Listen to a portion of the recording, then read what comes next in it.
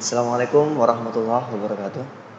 Masih seputar pengisian nilai raport di aplikasi Dapodik versi 2017C. Ada beberapa fokus bahasan yang akan saya jelaskan pada video kali ini. Salah satunya yaitu permasalahan tidak ditemukannya mata pelajaran ketika kita melakukan proses pemetaan mata evaluasi rapor. Di sini saya langsung contohkan.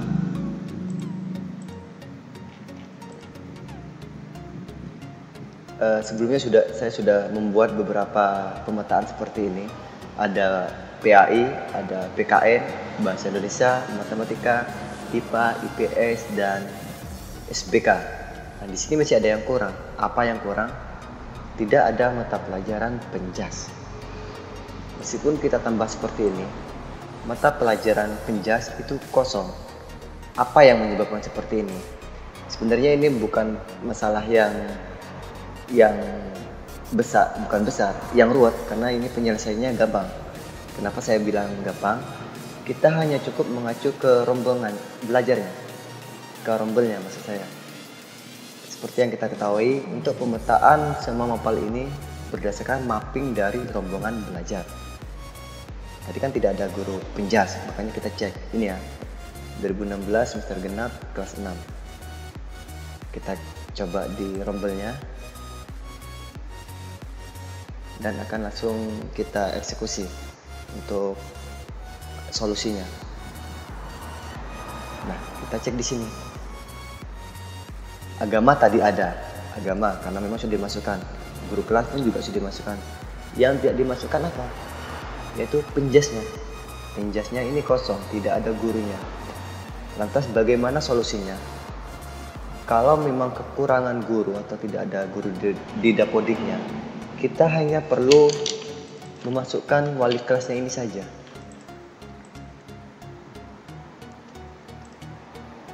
Kita copy ini SK mengajarnya, tanggal SK-nya juga kita copy. Nah, untuk jam ini mau diisi berapa? Nah, ini gunanya panduannya.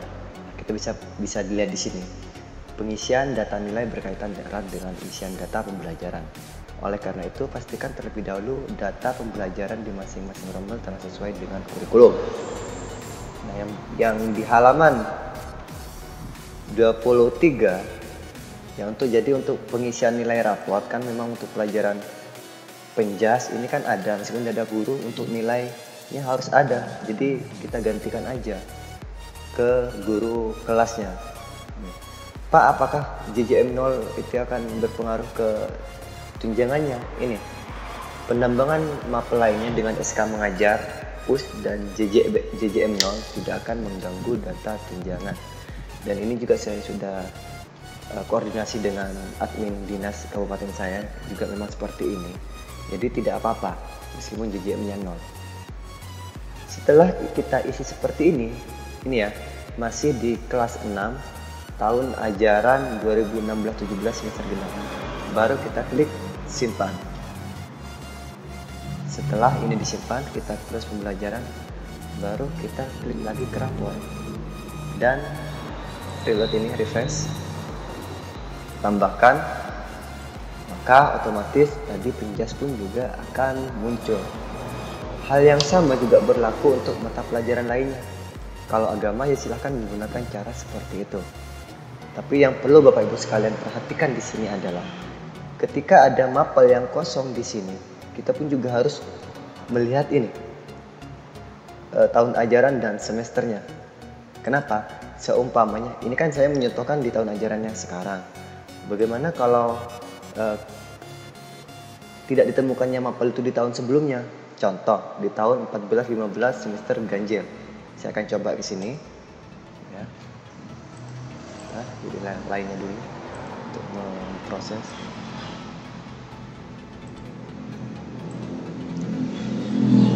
Di sini pun juga tidak ada. Oh, ini ada PJOK. Saya coba yang tahun ajaran yang lain. Contohnya yang di 15-16 sepertinya ini tidak ada.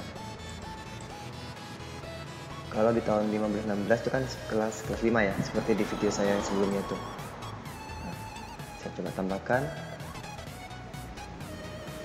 Di sini PJOK pun juga tidak ada. Lantas bagaimana caranya? Kita tidak boleh langsung merubah di sini.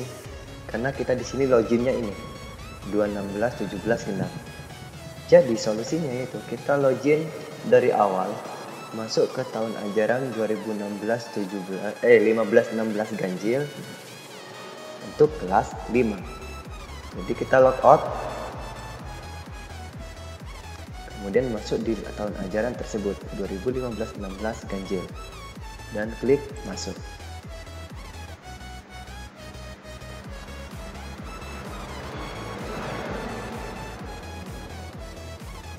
Nah, baru kita ke rombongan belajarannya. Ini kan sudah login di 2015-16 ganjil. Ingat, bukan kelas 6 yang diperbaiki. Meskipun kalau yang kelas 6 diperbaiki otomatis tidak akan berubah yang tadi. Karena di tahun ajaran 2015-16 ganjil ini itu kan masih kelas 5. Berarti yang kelas 5 yang kita perbaiki, bukan kelas 6. Kalau kita login ke 2014-15, berarti yang kita pilih kelas 4. Seperti di video saya sebelumnya, itu aja. Kita klik pembelajaran, nah kan benar kan, PJOK-nya kosong. Jadi kita kopikan aja yang di atas ini, guru kelasnya. Atas nama siapa ini? Sebentar. Marsika. SK mengajarnya di copy juga, tanggal SK-nya pun juga di copy, dan JJN tetap 0. Simpan. Setelah itu kita close dan kita logout. Ataupun meskipun tidak logout, kita juga bisa mengisi dari sini. Asalkan pemilihannya ini benar, ya harus sama dengan yang tadi. Tetapi kalau saran saya mending kita logout. Kenapa? Takutnya kalau kita selesai mengisi semua ini di tahun ajaran ini, pas kita sinkron itu akan merusak data. Seperti kata admin dinas kabupaten saya juga berbicara seperti itu. Sebisa mungkin kalau untuk mensinkron aplikasi Dapodi yang sekarang ini harus login ke tahun ajaran 16-17 genap. Berarti saya keluar dulu. 16-17 genap kita masuk.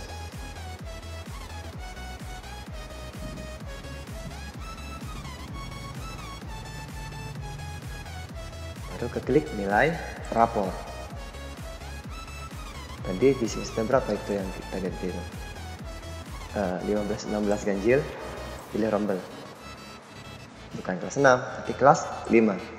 Jadi kelas 5 di tahun ajaran tersebut, kalau di tahun ajaran 16-17 berarti sudah kelas 6 dengan catatan naik kelas semua. Baru kita klik tambah pembelajaran, maka otomatis PJOK pun ada. Nah, seperti itu. Dan berlaku untuk semua mapel, berlaku untuk semua PTK, dan berlaku untuk semua tahun ajaran. Jadi asalkan kita bisa mengetahui prosedurnya, insya Allah untuk proses ini tidak susah. Yang penting kita baca, kita teliti, terutama untuk panduannya ini. Terus yang salah satu yang menjadi pertanyaan yang lain adalah, Pak, bagaimana kalau siswa tersebut mutasi ke sekolah kita? Apakah kita mengisi dari semester 7 ini sampai ke ini? Jawabannya tidak bisa. Kita cukup mengisi siswa tersebut pas mutasi ke sekolah kita di tahun ajaran itu mutasi ke sekolah kita. Jadi untuk yang semester-semester sebelumnya itu tugas sekolah yang lain, seperti yang sudah dijelaskan oleh Bapak Yusuf Rafat ini, merupakan admin Dapodi di kementerian, sudah cukup jelas saya rasa. Dan begitu juga kalau siswa kita mutasi ke sekolah lain, kita masih punya tugas untuk mengisi nilainya yang semester yang lain. Untuk semester yang dia mutasi yang sekarang, itu tugas dari sekolah yang baru. Ya, seperti itu. Bagaimana dengan PTK yang mutasi? Nah, itu. Bagaimana dengan guru kelas yang mutasi atau PTK yang pensiun atau PTK yang wafat? Nah, di sini sudah ada.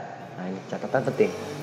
Guru yang mutasi atau pensiun atau berhenti Data nilai peserta didik dapat diinput oleh wali kelas. Sudah jelas saya rasa. Jadi tidak perlu dijelaskan untuk ini. Apalagi? Saya rasa untuk video kali ini cukup. Jadi kalau masih ada permasalahan, ada keluhan atau masih kurang paham terkait Juknis, silakan berkomentar di bawah video ini. Nanti saya buatkan video-video yang lain. Jadi untuk itu saya pun juga untuk membuat bahan materi seperti video ini juga tergantung dari komentar-komentar Bapak Ibu sekalian seperti yang banyak komentar. Jadi inilah alasan kenapa saya buat video, biar mempermudah Bapak Ibu sekalian untuk memahami pengerjaan ini. Jadi jangan lupa di subscribe akun saya ini, diklik di YouTube subscribe, maka otomatis ketika saya akan mengupload video terbaru akan ternotifikasi di PC Bapak Ibu sekalian atau di HP-nya. Demikian video panduan saya kali ini, semoga bisa membantu Bapak Ibu sekalian dan semangat terus dan salam satu data. Assalamualaikum warahmatullahi wabarakatuh.